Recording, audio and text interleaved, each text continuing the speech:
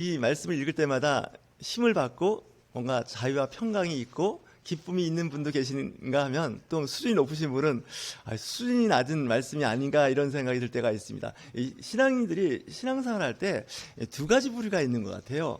좀 뭔가 신앙생활을 좀 고상하게 품위 있게 경건하게 뭔가 이게 말씀의 깊이를 깨닫고 뭐 이런 말씀에 이제 더 이제 의미 부여를 하는 분들이 계신가 하면 좀 신앙생활을 좀 가볍게 하시는 분들이 있어요. 여러분들 그 비행기를 이렇게 타보시면 아시겠지만 이 비행기는 이제 그 하늘을 날아가야 됩니다. 근데 우리가 살고 있는 데가 김포공항 근처인데 여러분들 그 비행기가 이제 짐이 많으면 이 비행기가 이륙할 때 굉장히 어렵습니다. 무거우니까. 그렇지 않습니까? 근데 비행기가 비어 있으면 비교적 그 비행기가 이륙하기가 쉽고 이제 그 항공로를 따라서 갈 때 좀 편하게 날아갑니다. 다시 얘기해서 신앙생활을 무겁게 하시면요, 이 신앙생활이 무거워집니다. 그래서 이게 지금 이륙하기 좀 어렵습니다. 심지어는 그 가장 절망적인 상태가 어떠냐고 이제 제가 그 파일럿한테 기장한테 한번 제가 개인적으로 물어봤습니다. 비행기 이륙할 때가 더 어렵습니까? 착륙할 때가 어렵습니까? 기술적인 난이도를 따진다면 저는 보통 이제 그 착륙할 때를 좀 더 어렵지 않을까 생각했습니다. 비행기가 이게 그 활주를 타고 내려올 때 잘못 내리면 크러시 그냥 바닥에 처박힙니다. 그래서 여러분들 비행기 그 착륙할 때 바퀴가 닿는 걸 느끼지 않습니까? 어떤 때는 쿵 할 때도 있고 어떤 때는 그 감각을 못 느낄 정도로 살짝 하는 데 있는데 뭐 이게 들은 얘기입니다. 쿵 하고 내리는 게 이 비행기가 이제 멈추는 게 한 200~300m를 절약할 수가 있다릅니다. 그 비행기를 운행하는 사람들은 비행기가 이륙할 때보다는 내려올 때가 더 안전하고 좋대요. 왜냐하면 이 비행기 활주를 막 달리다가 어느 정도 달리면 보통 1분 정도 거리에서 이미 비행기가 뜹니다. 바퀴가 뜨는데 제가 비행기 탈 때마다 꼭 스타트해서 초를 재는 사람입니다. 이상한 습관이 있어갖고 보통 50초, 빠르면 45초에서 1분이면 일단 비행기가 지면에서 뜹니다. 근데 뜨는데 중요한 건 뜰 때 안 뜨는 게 문제라는 거예요. 여러분들 생각해 보시죠. 활주로가 다 끝나가고 있는데 비행기 이륙을 못하는 거예요. 그거 어디가 꼬라박는 거 아닙니까? 비행기가. 근데 우리 신앙생활이 자칫 잘못하면 그럴 수가 있습니다. 너무 무거운 거예요. 세상 근심 걱정 뭐 그렇다 치는데 이 교회 와서 앉아 있어도 이 교회에 대한 근심 걱정이 이 교회에 대한 걱정과 근심, 하나님의 집에 대한 걱정이 짓눌러 버리면 이 신앙의 진도가 안 나갑니다. 어두워져 버립니다. 교회 분위기가. 거기에 대한 가장 큰 책임은 담임 목사인 저한테 책임이 있습니다. 그러니까 여러분들을 이제 어떻게 하든지 밝고 즐겁고 주일날이 기다려지는 예배가 돼야 되는데 야, 또 주일날이냐? 아유, 큰일 났다. 나도 힘든데 교회는 더 힘들다 그러더라. 이래버리면 이 교회가 은혜가 안 됩니다. 그래서 교회가 비행기로 치면 좀 가벼웠으면 좋겠다라는 생각을 해봤습니다. 그러니까 예수님 분명히 말씀하셨습니다. 수고하고 무거운 짐진 자다. 다 내게로 오라는 거예요. 내 짐과 내 멍에는 가볍다는 거예요. 그랬더니 교회 왔더니 이 교회의 짐과 멍에가 더 무거운 거예요. 세상 짐보다. 세상은 즐겁고 좋은데 교회 갔더니 더 힘들고 어려워지는 거예요. 이건 뭔가 잘못됐다고 생각을 한번 해본 적이 있습니다. 물론 이거에 대해서 또 이제 여러 가지 감론을박 이야기를 할 수가 있는데 신앙 수준이 높으면 높을수록 인내하고 문제를 해결할 수 있는 능력, 맷집이 좋아지는 건 사실인데 그렇지 못한 사람들한테 그런 것을 권면하면 그 사람들은 그냥 침울해져 버리고 주저앉아 버립니다. 그러니까 비행기가 요즘 그 자동차 트럭도 실을 수 있는 무게가 있지 않습니까? 과적 차량 단속 이게 뭡니까? 8톤 트럭이면 8톤 정도를 실어야 되는데 9톤까지 괜찮습니다. 근데 8톤 트럭에다 10톤, 12톤을 실어버리면 차는 가긴 갑니다. 그리고 트럭 운전하는 사람은 돈을 법니다. 사실은. 근데 문제는 뭐예요? 자동차 수명이 짧아져요. 과적 차량을 했으니까. 그거는 개인의 문제인데 이 자동차가 달리는 노면 있지 않습니까? 도로? 이 도로의 수명이 짧아진답니다. 다시 얘기해서 이 아스팔트가 파이고 망가진다는 거예요. 그렇지 않겠습니까? 군에 계신 분도 아시겠지만 탱크가 일반 도로를 막 달려버리면 이 탱크 40톤 45톤 되는 무게 고철 가서 쇳덩어리가 이 아스팔트 다 망가뜨립니다. 이 카타필라가 돌면서 그러니까 이 도로공사에서 볼 때는 이 탱크 같은 것이 이렇게 막 일반 도로를 다니게 못하게 해야 되는 겁니다. 군부대에 있는 분들은 다 아실 겁니다. 그래서 탱크 같은 거 운반할 때는 큰 그 슈렐라에다가 탱크를 실어서 날르지, 탱크도 다 운전하면 그 길 갈 수 있는 길입니다. 근데 못 가게 하는 이유가 있는 겁니다.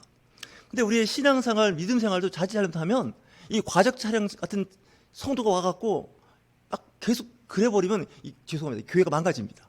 본인은 신앙생활을 잘하고 좋다고 생각할지 모르지만 그렇지 못한 그 역량을 갖고 있는 사람들은 감당이 안 됩니다. 교회의 뭐 봉사, 헌신, 헌금 이 모든 게 다 그렇습니다. 어떤 분은 죄송합니다. 이거 헌금 얘기할게요. 이 1,000원도 아까워서 교회를 못 내는 분도 있습니다. 그렇지 않습니까? 웃는 거 보니까 아시는 분은 아실 거예요. 근데 어떤 분은 11조에다가 막 그 이상 막 감사헌금에다 막 굉장히 많이 하는 분이 있어요. 이분들은 내가 보기엔 과적 차량에 거의 준하는 수준이에요. 과적 차량이 없으니까 다행인데, 그러면 본인은 좋은지 모르지만 주변 사람 스트레스가 되어버립니다. 때로는 이게 배려를 좀 할 줄 알아야 되고 상대방 입장을 좀 생각을 해줘야 됩니다. 특히 교회 중직자, 목회자는 그걸 생각을 해줘야 됩니다. 말씀이니까, 말씀에 있으니까 막 말씀대로 밀어붙이면 뭐 됩니다. 말씀에 있으니까. 근데 말씀의 가장 핵심적인 건 뭐냐면 상대방에 대한 배려와 사랑과 긍휼입니다. 이거보다 더 높은 율법이 없습니다. 착각하지 마십시오. 이거 다 아래예요. 그 나머지 율법들이. 사랑이라는 율법이 다 밑에 있는 거예요. 근데 그거를 어떤 특정 말씀이나 그런 것을 이렇게 막 밀어붙여버리면 이 곤란해집니다. 여러분들의 성도들의 신앙도 제가 뵙기에는 다 제각각입니다. 수준이 굉장히 높은 분들이 있습니다. 영적으로. 어느 정도 그 영적 수준이 높으냐, 거의 순교자적 영성을 갖고 있는 분들이 있습니다. 예수 믿으면 죽습니다. 어떻게 하실 겁니까? 그러면 순교 하겠습니다. 이렇게 하는 분이 있을 거예요. 우리 교회는 다행스럽게 많지는 않은 것 같습니다. 다행스럽게 많지가 않습니다. 대부분은 그래요? 일단 살고 가야 되니까, 예수님은 나중에 믿어도 되니까 뭐 이러면서 다 이제 그 생각을 달리 하실 거예요. 근데 이런 생각도 해봤어요. 물론 순교자적 영성을 갖고 있는 사람은 훌륭한 거예요. 하나님 나라가 임하는 거예요. 이 순교도요, 함부로 하는 게 아니에요. 내 의지가 있다고 하는 게 아니에요. 하나님께서 주신 은사가 있어야 돼요. 저는 그렇게 봐요. 지금은 멀쩡하니까 막 오직 예수, 뭐 예수님을 위하여 목숨을 나눔 죽고 뭐 십자가로 뭐 이렇게 얘기하지만 실제 죽음이 탁 앞에 서면요, 생각이 많아져요. 사실은. 아무도 몰라요. 사실. 목사인 저도 잘 모르겠어요. 근데 그때 하나님이 부어주시는 은혜가 있어요. 그런 은혜가. 그 은혜에 해당되는 사람은 순교를 해요. 근데 그렇지 않은 사람은 대부분 그렇지 못해요. 사실 이 쉬운 일이 아니에요. 이 목숨을 건다는 건 목숨이 한 두세 개 되면 뭐 하나 정도 걸어볼만 한데 목숨이 하나밖에 없는 거예요. 근데 대부분의 사람들은 그렇지가 않아요. 그러니까 주일날 교회 와서 앉아있는 것도 감당이 안 되는 분들이 의외로 많아요. 순교까지는 바라지도 않아. 주일날 와서 앉아있는 것도 감당이 안 돼서 너무너무 힘들어요. 그런 사람 중에 저도 한 사람이에요. 사실. 그래서 저는 아직 여러분한테 그냥 큰 기대 안 해요. 뭐 저도 별 수 없는데 무슨 남한테 이렇게 강요하겠어요. 제가 가끔 하는 말이 있어요. 이 설교가 저는 별로 즐겁지가 않아요. 목사지만. 어떤 분은 설교 시간이 기다려지고 설교하고 싶다는 하시는 목사님도 계시고, 은퇴한 목사님도 설교하고 싶다 그러시더라고요. 속으로 했어요. 아마 저분은 제정신이 아닐 수도 있다 생각해봤어요. 이 설교는요, 설교자가 설교하면서 감당이 안 돼요. 사실 설교하면서 이거 나도 못 지키는 말씀인데 이거 어떻게 설교를 하지? 라는 게 좀 부담스러워요. 이게 정상인지 비정상인지 알 수는 없지만 부담스러워요. 자기도 못 지키고 안 하면서 남들 보고 자꾸 말씀대로 살으라고 하는 게 제가 유선자 같은 거예요. 제 동료 목사님들 봐도 그런 목사님들 가끔 보여요. 하나 예를 드릴게요. 자기 교회에서는 남성교회, 여성교회 연합하라고 그러고 협력하라고 해놓고서 목사님들 소속되어 있는 그 교단에서는 전혀 협력도 안 하고 나타나지도 않고 협의도 안 되는 그런 목사님을 내가 주변에서 많이 봐요. 진짜 한테 주워받고 싶을 정도로. 그러니까 사람들이 그래요. 남한테는 막 엄격한 잣대로 막 들이대면서 자기는 그냥 내로남불이라고 하니까 그냥 모르는 척 하는 거예요. 근데 그걸 깨달으면 좋겠는데 깨닫지도 못해요. 얘기해보면 그 이상한 소리 한다고 막 그러고. 그러니까 이 설교라든지 이게 사실 좀 좋은 게 아니에요. 특히 말씀을 가리키는 위치에 있다는 건 굉장히 위험한 거예요. 오죽했으면 그 야고보서 3장 1절에 그렇게 얘기하지 않습니까? 선생된 너희들은 더 나중에 중한 심판을 받을 테니까 각오하라는 거 아닙니까? 가르치는 게 쉬워요. 사실은요. 말씀 선포하는 거 되게 쉽습니다. 사실은. 근데 그 말씀대로 살기는요, 정말 어떤 때는 목숨을 걸어야 돼요. 목숨까지 기대도 안 하지만 피해를 감수해야 돼요. 손해를.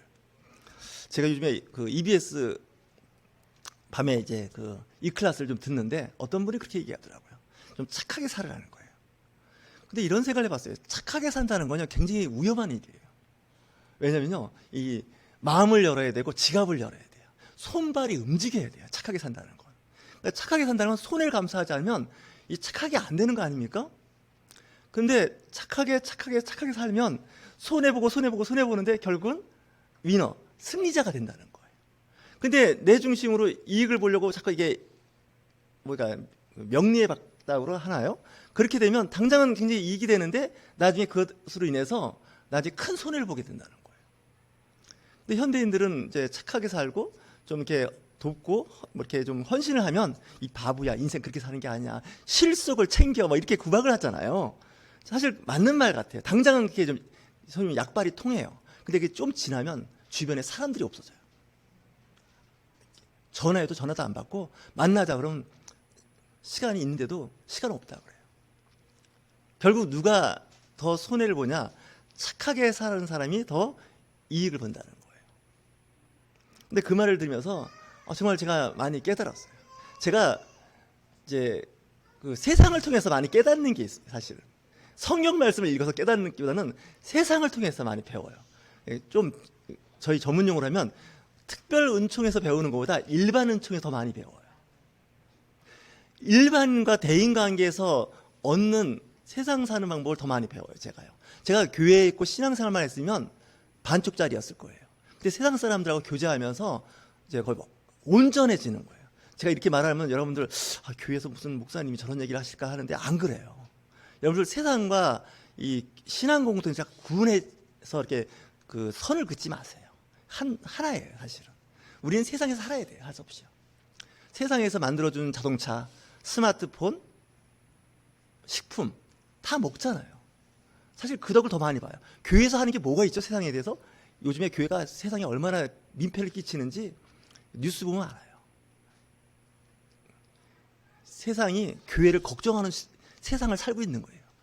전에는 교회가 세상을 걱정했는데 이제는 세상이 교회가 저러면 안 되는데, 목사님들이 저러면 안 되는데, 이렇게까지 됐다는 얘기예요. 그 얘기는 뭐예요? 이게 입장이 바뀌어버린 거예요. 그래서 교회는 좀 손해보고 어떤 때는 좀 그 일로 해서 좀 불편한 걸 감수를 해야 되는데, 죄송합니다. 이 신앙인들이 다 뺀질뺀질한 거예요. 얌체들은 다 교인들이야. 죄송합니다. 그 중에 저도 한 사람이에요. 그러니 교회가 부흥하겠습니까? 교회 가려면 교회 가지 마라. 교회는 갈 곳이 아니다. 이렇게 돼버리면 교회는 이제 죽는 거예요. 우리는 이렇게 엉망진창하지만 그래도 교회는 좋더라. 너는 그래도 교회 나가라. 아버지인데 나는 못 나가지만 아들 너는 교회 나가라. 이래야 되는데 이게 반대가 돼버리기 시작하는 거예요. 이거는 사실 믿음의 선배들인 저희가 좀 책임져야 할 일이에요, 사실. 그리고 교회에서 가르치고 이 말씀이 그렇게 살도록 가르친 게 아니라 세상에서 이기는 방법을 가르쳐줬어요. 어떻게 세상을 살아야 되는지. 그게 다 보면 표현이 좀 저속한데 얌체처럼 사는 걸 가르쳐줬어요, 교회가. 그렇게 하면 안 된다고. 손해본다고. 이 바보야. 그렇게 사는 게 아니야. 지혜롭게 살아야 돼. 그 지혜가 하루의 지혜가 아니라 안 좋은 그 마귀과에 해당되는 지혜를 가르쳐준 거예요. 그러니까 교회가 빛과 소금의 역할을 못하기 시작한 거죠. 근데 저도 이제 얌체가거든요. 생긴 거가 좀 얌체처럼 생기지 않습니까? 뺀질뺀질하게. 그러다 보니까 이제 딴에는 또 머리도 그 사람들 이렇게 나쁘진 않았어요, 보니까. 그러니까 잔머리 굴리게 이제 명수가 돼버리는 거예요, 제가. 그랬는데 이제 어느 날 이렇게 직장 생활을 하고 하다 보니까 주변에 사람들이 없어요. 똑똑하고 잘난 건 알겠는데 불편하다는 거예요. 이게 크리스찬들이 직장 생활 잘못하면 그 모양이 돼요, 사실은요. 목회도 마찬가지예요. 목회도 이렇게 보면 죄송합니다. 이거 사실 이거 유튜브로 나가는 방송에서 조심스러운데 이 뺀질뺀질하신 목사님들 계세요. 사제는 안 계신 것 같은데 카톨릭에는 별로, 이 개신교는 의외로 많아요. 그러다 보니까 처음에는 뭔가 좀 되는 것 같고 뭐 교회가 또 성장하고 부흥하는 것 같은데 몇 년 지나면요 교회가 꼬라박기 시작해요. 심지어 교회가 없어져 버려요. 이게 지금 굉장히 심각한 얘기예요. 우리가 방향 설정이 잘못돼 버리면요 그 방향 설정이 잘못된 만큼 엉뚱한 데에 가 있는 거죠. 가면서 가끔 이렇게 봐야 됩니다. 지금 제대로 가고 있는지. 잘못 가면 내비게이터 재설정해야 됩니다. 우리의 신앙, 믿음 생활도 이 갈 때 잘 보셔야 됩니다. 이게 제대로 가고 있는지 보셔야 됩니다.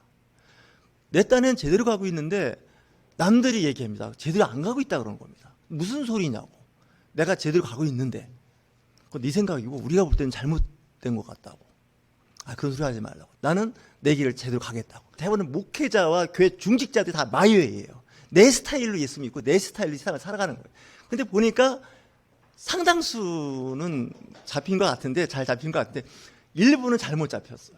그쪽은 아닌 것 같아. 그러면 또 그분들의 특징이 뭡니까? 고집이 무지하게 세요. 그분들이 꼭 하는 말 있지 않습니까?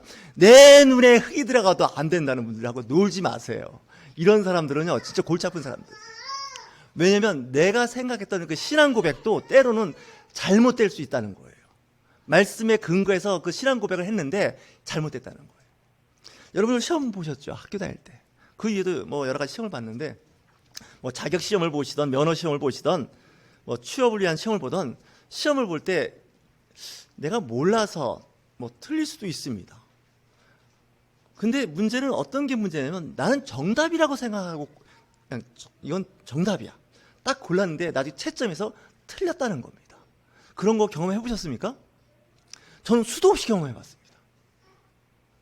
왜냐하면 그 출제자의 의도를 파악을 못한 거예요. 그 문제를 내 나름대로 해석하고 내가 그걸 답을 쓴 거예요. 답일까요? 안 답일까요? 오답입니다. 사실 문제가 좀 문제가 있어도요.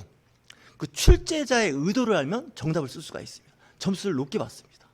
성경을 읽을 때도 마찬가지입니다.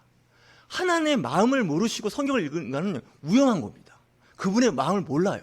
근데 문자대로 그냥 보는 거예요. 말씀의 행간도 못 봤고 말씀의 이면과 앞에면을 못 보고 있는 거예요. 지금 옆면을 그냥 문자대로 받아본 거예요. 그러니까 성경을 읽을 때 성경을 내 뜻으로 해석해 버린 거예요. 내가 말씀대로 사는데 뭐가 문제냐는 거예요. 근데 저 위에 계신 분은 제가 착각을 해도 보통 착각을 하고 있는 게 아닌 거예요. 그래서 성경은 왜 66권으로 이루어졌는지 보셔야 됩니다. 예수님의 그 어록, 말씀은 왜 사복음서로 기록이 되어 있는지 좀 보셔야 됩니다. 제가 보기엔 마태복음 하나만 있어도 됩니다. 예수님의 행적을 기록을 한다면. 마가복음은 더 짧습니다. 16장밖에 안 되니까. 요한복음, 누가복음, 사복음서가 예수님의 공생애를 다 기록을 하고 있는데 마태가 기록한 거와 마가와 기록한 것과 누가와 요한이 기록한 게 조금씩 차이가 납니다. 한 예를 들자면 그 요한은 포도주에 좀 관심이 많았던 사람 같습니다. 유난히 포도주 얘기가 많이 나옵니다. 이 요한복음에는. 예수님이 첫 번째 행한 이적이 가나 혼인잔치에서 물을 포도주로 만든 사건이 요한복음만 기록이 되어 있습니다. 마태는, 마가는, 누가는 기록 안 하고 요한만 기록을 했습니다. 그는 예수님의 많은 이적 중에서 물이 포도주로 변한 거 보고 굉장히 기분이 좋았나 봅니다. 평상시에 포도주를 즐겨 마셨는지도 모르겠습니다. 어쨌거나 똑같은 예수님의 공생애를 바라보고 있는데 누구는 그걸 더 관심 있게 받고 마태나 마가나 누가는 그걸 기록하지 않았습니다. 왜 4개의 복음을 성경에는 기록을 해놨는지, 정경으로 정해놨는지 한번 곰곰이 생각을 해보셔야 됩니다. 그 외에도 성경은 그 다양하게 이제 말씀을 하고 있는 것을 인용하고 있습니다. 그러니까 몇 개 구절에 대해서 이렇게 액센트를 줘갖고 강조해버리면 좀 곤란해집니다. 이 성경은 그렇지 않습니다. 이 성경의 양이 좀 방대하다면 방대하고 뭐 많지 않다면 많지 않은 양이지만 다양한 환경에서 다양한 이야기를 하고 있습니다. 역사적으로도 그렇고 환경이 좀 그렇습니다. 이걸 모르시고 그냥 성경만 줄줄이 읽어대시면 나중에 사고를 하기 시작합니다. 그래서 신학 공부도 잘 하셔야 되고 성경도 잘 읽으셔야 되고 말씀도 잘 들으셔야 됩니다. 특히 여러분들 설교 들으실 때 특정 어떤 분의 설교가 좋다고 그 설교만 좀 늘 채널을 맞춰놓고 듣는 분들도 계십니다. 한국교회는 교회를 한 4군데 다니는 것 같습니다. 성도들이. 주일날이면 11시 예배 드리는 교회가 하나 있습니다. 두 번째는 자기가 사는 가까운 데에 새벽기도 나가는 또 교회가 있습니다. 또 어떤 분은 유튜브로 설교를 어느 분 걸 계속 듣는 분들이 있습니다. 뭐 그 외에 여러 가지 있을 수가 있는데 근데 때로는 나하고 맞지 않고 생각이 다른 분의 그 설교도 들어볼 필요가 있습니다. 여러분들 그 음식을 먹을 때 편식이라는 게 있습니다. 요즘에 젊은 어린 학생들 중에 영양실조가 있습니다. 요즘처럼 먹고 살기 좋은 세상에 영양실조가 있다는 말이 이해가 안 갈 겁니다. 근데 영양실조가 있습니다. 그래서 단체 급식을 한 겁니다. 중고등학교에서. 초중고등학교. 왜냐하면 집에서 엄마는 아이가 먹고 싶은 것만 해줍니다. 그러다 보니까 어떤 부분은 영양분이 많은데 어떤 부분은 영양분이 결핍될 수가 있습니다. 근데 학교에서는 영양사가 있고 조리사가 있어서 음식을 다양하게 만들어주니까 다양한 음식을 먹을 수가 있는 거죠. 예, 말씀도 마찬가지입니다. 윤철중 목사 설교만 들으면 윤철중 목사처럼 돼버립니다. 그래서 다른 분의 메시지도 들어보는 것도 좋습니다. 그래서 좀 가끔 입맛을 돌게 하는 요즘에 쓴바기, 그죠? 고들빼기, 뭐 지친개, 민들레 나물을 좀 먹어볼 필요가 있습니다. 그 나물들이 다 특징이 뭡니까? 예, 쓰다는 거예요. 예, 쓴 나물을 먹어야 되는데 우리는 쓴 나물하고는 아예 맛있는 집, 그죠? 맛집을 찾아내지 않습니까? 근데 유대인들도 보면 그 6월절 때는 한 일주일 정도 쓴 나물을 먹습니다. 무교병이라 해서 떡을 먹는데 카스테르 같이 이게 스폰지 같은 그런 과자가 아니라 그 누룩이 안 들어가 있는 그런 걸 먹지 않습니까? 그러면서 과거에 내가 애굽 땅에서 430년 동안 고생했던 것을 먹는 것으로 이렇게 참여하는 거죠. 먹는 음식 씁니다. 그리고 먹는 음식 무교병 맛이 없는 음식입니다. 그런 걸 통해서 이제 자기가 좀 그 어려웠을 때 고통을 일부러 경험하는 거죠. 그래서 어떤 분들은요 가끔 금식을 하는 분들이 계십니다. 왜냐하면 너무 잘 먹고 잘 사는데 늘 잘 먹고 잘 사는 것도 중요하지만 때로는 금식을 통해서 자기의 어떤 그 육체적인 욕심, 탐심을 좀 내려놓는 훈련을 한다는 거죠. 근데 이제 건강하신 분이나 젊은 분들은 좀 추천하지만 연세가 많으신 분들은 금식을 추천하지는 않습니다. 왜냐하면 연세가 많으신 분들은 좀 어렵습니다. 그 금식 자체가. 그러니까 내가 이제 욱하는 성질이 있다. 막 열받는다. 이럴 때는 제가 권면하는 처방약이 있다면 금식입니다. 이 막 핏대가 막 모르고 막 열받지 않습니까? 한 3일만 4일만 금식하시면 성질 다 죽습니다. 그렇지 않습니까? 막 배고파 죽겠는데 막 성질이 납니까? 기운이 쪽 빠지는 거죠. 3일 굶었는데도 아직 성질 나고 막 혈기가 나다. 더 금식하시면 됩니다. 그러면 제 경험상에서 하는 얘기예요. 진짜 굶으면 힘이 빠져요. 그럴 때 자기가 이제 해보는 것도 괜찮습니다. 어떤 분은 그러더라고요. 간이 안 좋으신 분들, 간경화나 간암 걸리신 분들은 금식하지 말라 그래요. 그분들은 진짜 위험하니까. 금식에서 나왔다고. 이거 조심하셔야 됩니다. 금식하다가 죽은 분이 한둘이 아닙니다. 금식해서 죽으신 분들은 침묵하고 있고 금식해서 나은 사람은 떠벌리고 다닌다는 게 문제입니다. 근데 9명은 죽었고 1명이 살았습니다. 이 1명이 떠벌리고 다녀가고 이 9명 죽은 거는 묻혀버리는 겁니다. 이 신앙생활 할 때 잘 하셔야 됩니다. 뭐 오늘 은혜 받으러 왔다가 이상한 소리를 듣는다고 생각할지 모르지만 이 맹신과 광신이 합쳐지면 이 시너지 효과를 보는데 거의 사람 잡는 수준이 됩니다. 나중에 교회가 잘 될 것 같으죠? 물론 한때 잘 됩니다. 으쌰으쌰. 근데 어느 순간 교회가 없어졌습니다. 왜 그런지 아십니까? 그렇게 했기 때문에 그렇습니다. 그러니까 여러분들 신앙생활 할 때도 뭐 이렇게 이성과 합리성과 논리성 갖고 생활하면 좀 어렵긴 한데 좀 가지셔야 할 때가 있습니다. 하나님이 주신 선물 중에 하나가 인간은 인간다운 이성이 있는 겁니다. 그분이 주신 선물입니다. 합리적인 선물. 우리는 개나 소나 돼지가 아닙니다. 개들은 이성이 없는 애들입니다. 비교적 사람보다는. 사람은 이 대뇌가 발달해갖고 전두엽이 발달한 동물입니다. 사실은 육체적으로는. 그걸 왜 하나님께서 만들어줬겠습니까? 그렇게 살으라고 만들어준 겁니다. 근데 이걸 싹 무시하고 파충류의 뇌와 포유류의 뇌를 갖고 목회하시는 분들과 신도들이 있다는 게 문제입니다. 좀 전문적인 용어로 하면 그렇습니다. 뇌는 3층으로 뇌가 이루어져 있는데 1층 뇌는요 파충류 뇌예요. 생명과 직결된 중요한 뇌입니다. 숨을 쉬게 한다든지 체온 유지를 한다든지 당 조절을 하는 겁니다. 근데 이 포유류의 뇌는 뭐냐면 동물들의 뇌입니다. 동물들은 훈련시키면 하지 말라면 안 합니다. 하라면 합니다. 근데 3층 이 대뇌는요 인간이 갖고 있는 특유한 그 뇌의 영역입니다. 이성이 있습니다. 합리성과 논리성을 갖고 있는 거죠. 근데 일부 사람들은 그걸 다 마취시켜 놓고 이단들이 주로 그 일을 많이 합니다. 지금 사회적으로 문제를 일으키는 그 교회나 교단들이 그 하는 일들 자세히 보니까 제가 그래도 뇌로 박사 논문을 쓴 사람입니다. 뇌로. 그렇기 때문에 좀 압니다, 좀. 이 대뇌를 마취시켜 버리면요, 남들이 보면 신앙생활 되게 잘하는 것 같습니다. 뭐 올인하는 것 같고 뭔가 하는 것 같습니다. 좀 더 오버하면 신앙생활 잘하는 것 같습니다. 근데 완전히 망가뜨리는 겁니다.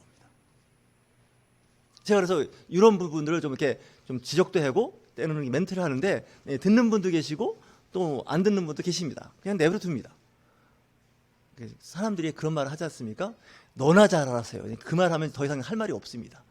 너나 잘해놓고서 이제 얘기를 해야 돼. 자기도 잘 못하면서. 사실 돌아봐야 할 일이 많습니다.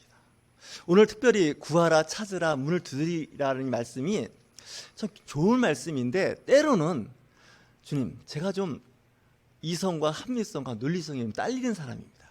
그것 좀 주십시오 라고 구할 수도 있습니다. 그런 쪽도 찾을 수 있습니다. 그런 쪽에 문을 두드릴 수도 있죠. 사실은 제가 오늘 말씀 준비할 때는 좀 신앙생활 할 때는 좀 원시적으로 살자 이렇게 생각을 하고서 말씀을 준비했던 겁니다. 잔잔한 것도 구하는 거예요. 뭐 큰 것도 구하겠지만. 요한복음 16장 24절에 이런 말씀을 하시는 부분이 나옵니다. 지금까지는 너희가 내 이름으로 아무것도 구하지 아니하였으나 구하라. 그리하면 받으리니 너희 기쁨이 충만하리라.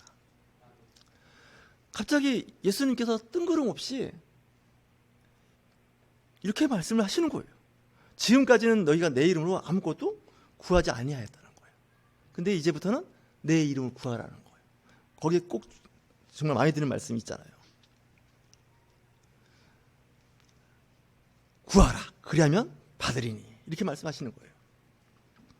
그래서 우리가 기도할 때, 마지막 기도할 때 예수님 이름으로 기도합니다라고 이렇게 태그를 붙이는 이유가 그분이 들으신다는 거예요. 그래서 우리의 기도를 안 들어주시면 예수님께서 요한복음 16장 24절 말씀을 안 지키시는 거예요. 예수님이 안 지켜요? 좀 말이 이상해졌지만 예수님이 안 지키는 거예요. 우리는 책임을 넘겨요. 여러분, 탁구나 배구를 할 때 가운데 네트가 있습니다. 이 공이 넘어오면 그 룰에 의해서 공을 상대방한테 넘겨야 됩니다. 그 공을 떨어뜨리거나 그 공을 붙잡고 있으면 이건 반칙입니다. 다시 해서 우리는 기도 제목을 네트 위로 이렇게 넘기는 일을 하면 되는 겁니다. 응답하시고 안 하시고는 그쪽 책임입니다. 믿으십니까? 네, 기도 응답 안 해주시는 건 저기 계신 분의 문제지 내 문제가 아닙니다. 제가 목회하면서 기도 제목이 꽤 많이 쌓이는 사람인데 요즘엔 자유합니다. 되든 안 되든 난 책임 없습니다. 중간 딜러가 무슨 책임이 있습니까? 그냥 기도 제목이 있어서 그냥 네트 밖으로, 밖으로 하면 이제 안으로 이렇게 넘기는, 하늘로 올리는 겁니다. 원래 그 구약의 제사장의 그 직분 중에 하나가 향로에 불을 피워서 제사를 드리는 겁니다. 그 기도 제목을 하나님께 올리는 겁니다. 그러면 그분이 정리를 합니다. 여러분, 결제함에 보면 그 결제, 보류 뭐 이런 게 있지 않습니까? 옛날 그 결제함을 보면, 그죠? 이 보류는 뭡니까? 지금 결제할 수가 없는 거예요. 이거 좀 미루는 거예요. 어떤 건 결제가 돼 있는 거예요. 그 부분은 저분이 이제 알아서 하시는 거예요. 보류. 이거 말도 안 돼. 이거 기각. 이걸 말이라고 있어? 그거는 저기 계신 분이 할 일이지 우리는 가릴 형편이 아닌 것 같아요. 제가 가끔 기도 제목을 들으면 저걸 기도 제목으로 말씀을 하시나. 가끔 그런 생각이 들 때가 있어요. 인간적인 생각에서. 그때 전화 해요. 왜? 우편 배달부가 배달을 제대로 하는 게 중요한 거지. 그 물건이 뭐 썩은 물건인지 뭐 부패된 뭐 잘못된 건지는 중요하지 않습니다. 주소 보고 그 받을 사람한테 정확하게 배달하면 끝입니다. 그렇지 않습니까? 저보고 뭐라고 하지 마시라고요. 저는 그냥 배달한 거예요. 정확하게 배달한 거예요. 그게 중요해요. 봉지 뜯고 열어서 결제할 건지 보류할 건지 생각하시는 분은 저기 계신 분이에요. 여러분 생각하시면 돼요. 기도했는데 응답이 안 되는 건 저분이 보류하고 계시는구나. 아니면 뭐 더 다른 걸로, 뭐 더 좋은 걸로 주시려고 생각하는 거야. 이렇게 생각하면 신앙생활이 편해요. 근데 이게 안 되면 스트레스가 돼요. 스트레스가 되는데, 분명히 예수님께서도 말씀하셨고 구약의 하나님께서도 너는 내게 부르짖으라는 거예요. 그럼 내가 응답하겠다는 거예요. 우리 할 거 다 했어요. 그 다음부터는 결제 날 때만 기다리면 되는 거죠. 누가복음에서 이런 말씀을 합니다. 12장 31절인데 너희는 그의 나라를 구하라. 그리하면 이런 것들을 너에게 더하시리라. 그의 나라입니다. 그러니까 하나님의 나라입니다. 하나님 나라는 하나님 말씀의 그 뜻에 맞는 말씀을 찾는 겁니다. 그거를 먼저 찾으면 그 이상은 다 보너스로 주신다는 거예요. 예, 직장을 다녀보시면 직장 상사한테 잘 보이면 여러 가지로 떨어지는 게 많습니다. 플러스 알파입니다. 제가 A라는 걸 달라고 했는데 A도 주시면서 플러스 알파도 주십니다. 왜냐하면 그 인사권자는요, 상사는 그럴 권한을 갖고 있습니다. 책임과 권한을 갖고 있는 사람이 그 회사의 보스입니다. 그러니까 보스한테 잘 보이면 승진 몇 단계를 건너뛸 수도 있습니다. 왜냐하면 보스는 그걸 결정할 수 있는 권한이 있습니다. 그렇죠? 근데 직장에서 보스한테 잘못 보였다. 이 직장을 바꾸는 게 빨리 바꾸는 게 좋습니다. 왜냐? 이게 안 됩니다. 안 되는 거예요. 성경에도 그런 얘기가 있습니다. 하나님 눈 밖에 나면 다른 신을 찾아보는 것도 방법이 아닌가 생각도 할 정도입니다. 다른 신은 없습니다. 근데 그 하나님이 좋으신 거는 늘 용서하시고 기다리시고 받아준다는 거예요. 그래서 좋으신 하나님입니다. 세상 상사가 잘못 보면요, 사실 눈 밖에 나면 눈 안에 들기 쉽지가 않습니다. 여간 노력해갖고. 그래서 여러분들 직장 생활 하실 때 잘 하셔야 됩니다. 인사권자한테 잘 보시기를 주의 이름으로 축원하십니다. 이 인사권자한테 잘못 보인다는 건 굉장히 위험한 겁니다. 사업하시는 분은 그 거래처하고 관계가 안 좋다는 건요, 이거 회개하셔야 합니다. 진짜로. 교회 말로 쳐서. 왜 그런지 아십니까? 이 거래처하고 관계가 안 좋다는 건 거래가 끊어진다는 얘기는 그 사업은 더 이상 할 수가 없다는 얘기입니다. 하나님과 거래를 트셨지 않습니까? 여기 계신 분들은 이미. 그죠? 근데 하나님과 거래를 트셨는데 이 거래처하고는 약속을 좀 지키셔야 됩니다. 못 지킬 때 못 지킨다고 얘기를 해줘야 됩니다. 근데 거래처하고 관계가 계속 나빠진다는 건 그쪽하고 거래 이제 안 하겠다는 뜻입니다. 저도 가끔 그런 생각을 해봅니다. 하나님과 거래가 어떤가. 어떤 분은 기도해도 응답도 없고 찾아봐도 찾아주지도 않고. 저는 그럽니다. 거래가 좀 뭔가 좀 어디서 오류가 생긴 것 같다고. 그렇지 않습니까? 결제가 빨리빨리 나야 되는데 자꾸 보류, 뭐 기각 이런 식으로 해버리면 이거 정말 일하는 사람 힘듭니다. 여러분들 일하실 때 기한서 작성해 보신 적 있습니까? 사업계획서 이렇게 써서 이렇게 이제 포맷을 갖춰서 올렸습니다. 봤더니 딱 보더니 그 자리에서 딱 결제를 해주는 거예요. 사인을 해주는 거예요. 얼마나 신납니까? 이야, 정말 인정받은 거죠. 근데 거기서 놓고 가세요. 내가 볼게요. 이러면 좀 얘기가 좀 복잡해집니다. 그죠? 그러고서 얘기가 없는 겁니다. 일주일 지나고 한 달 지나고 얘기가 그거 끝난 겁니다. 그래서 어떤 분은 그런 얘기를 하더라고요. 기한 서류를 할 때 한 장만 올지 말고 A, B, C, D 4장 정도를 만들어서 올려서 그 보스가 선택을 할 수 있도록 선택지를 많이 만들어주는 것도 지혜라는 거예요. 그 지혜로운 직원이라는 거예요. 그렇지 않습니까? 그거 딱 하나 올리면 이거 OX입니다. 해주시거나 안 해주시거나. 근데 여러 장을 올려놓으면 다른 거죠. 그러면 뭐 A는 안 되지만 뭐 B도 어렵지만 C는 돼. C를 결제해 준다는 거예요. 그러니까 하나님과의 관계도 그런 부분이 있을 수가 있습니다. 이 설교는요, 세상의 예를 들어야 이해가 빠르지, 말씀을 갖고 그 2000년 전, 3000년 전 말씀만 갖고 얘기하면 여러분들 잘 못 알아들었어요. 그렇습니다. 그러니까 여러분들 구할 때, 찾을 때, 문을 두들길 때, 왜 구해도 찾아도 문을 두들겨도 문이 안 열릴 때는 이 거래처를 한번 보셔야 됩니다. 대금을 제때 안 낸다든지, 무슨 납품할 때 납품을 제대로 안 한다든지, 뭐 물건을 보냈는데 물건이 훼손돼 가지고 바닥에 한번 떨어뜨려 한쪽이 찌그러졌다든지, 뭐 주문한 물건하고 색깔이 안 맞는다든지 그런 거 있지 않습니까? 반품하고 막 그러지 않습니까? 많아지면 어떻게 됩니까? 거래 안 합니다. 그러면 어떻게 될까요? 내가 손해보는 수밖에 없는 거예요. 그래서 이 사업을 하는 사람들이요, 이 신뢰와 신용을 굉장히 목숨처럼 지켜요. 정말입니다. 교회 다니는 사람들이 더 안 지켜요. 그냥 넉넉해요. 모든 면에서. 그냥 지켜도 그만 안 지켜도 대충 넘어가는데 이거 조심하셔야 됩니다. 이 신앙생활 하듯이 바깥에 나가서 하시면 거래 다 끊어납니다. 죄송합니다. 말씀이 좀 이상이 됐네. 교회는 사랑하고 용서가 있고 관용이 있기 때문에 넘어갑니다. 근데 그건 교회에서만 그러십니다. 세상 나가서 그러시면 안 됩니다. 예수님께서 하신 말씀이 그런 말씀이죠. 우리는 그럼에도 불구하고 부족하지만 달라고 기도하는 겁니다. 예수님께서 아주 예를 잘 들으셨습니다. 아들이 생선을 달라고 하는데 생선 대신 뱀을 주는 사람이 어디 있습니까? 정말 나쁜 아빠도 엄마도 이러지는 않습니다. 그리고 어떻게 알을 달라고 하더니, 계란을 달라고 했더니 정갈을 주는 부모 없다는 거예요. 하물며 아버지 하나님께서는 우리에게 좋은 걸 주신다는 거예요. 그에 대한 믿음이 있는 거죠.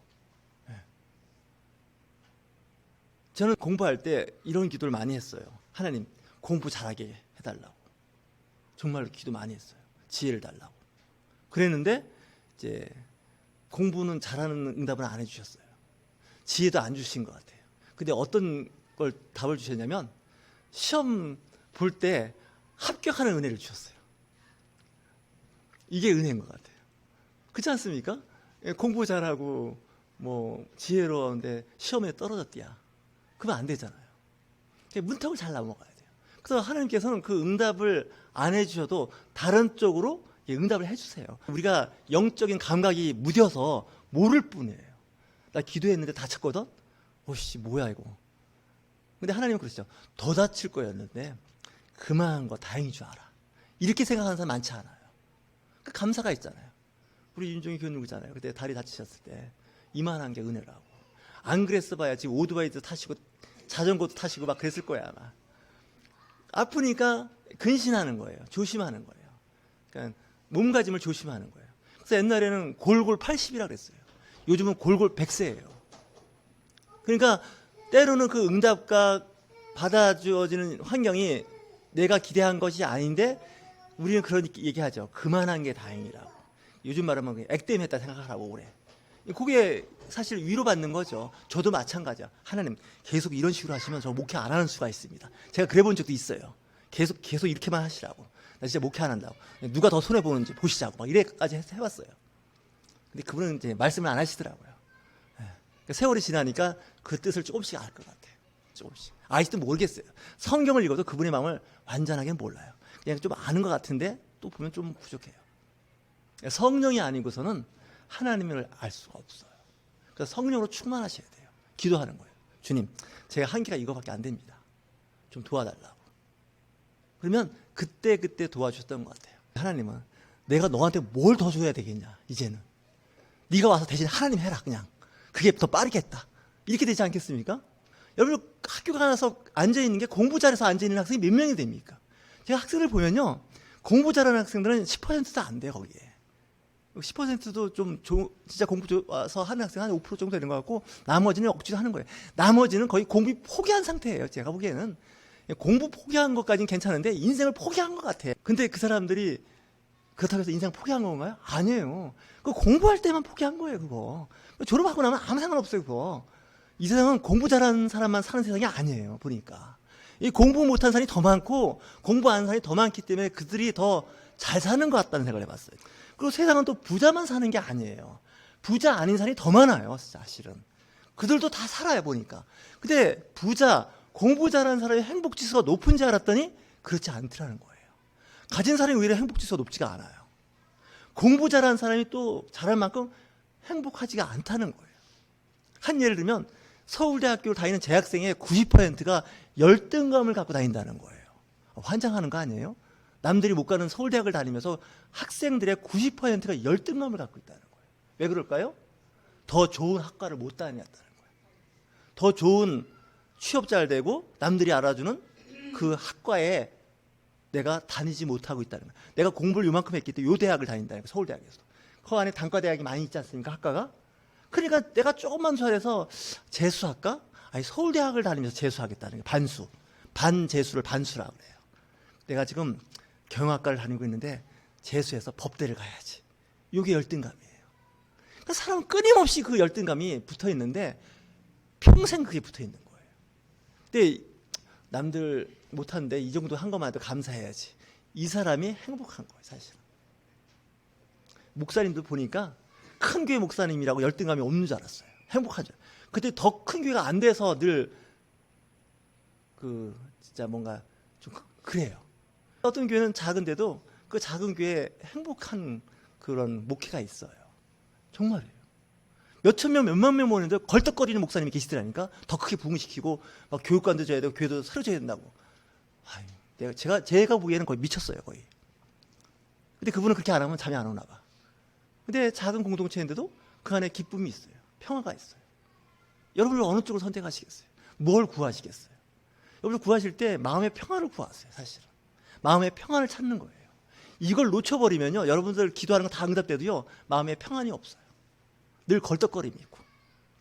주님이 주신 평안을 달라고. 왜 정신공황에 시달리고 우울증에 시달릴까요? 마음에 평화가 없어요. 기쁨이 없어요. 이 주일날 11시 예배 가려면 정말 나와의 싸움을 해야 돼요. 이거 어떻게 가야 되냐 이거예요. 주일날 스트레스예요. 근데 주일날이 기다려지고 재밌으면 손꼽아 기다려요. 월화수목금토일. 근데 야, 이 교회 가면 이거 어떡하지? 이러면 핑계를 찾기 시작해요. 교회를 안 가야 할 핑계가. 그죠? 저도 그랬거든요, 사실.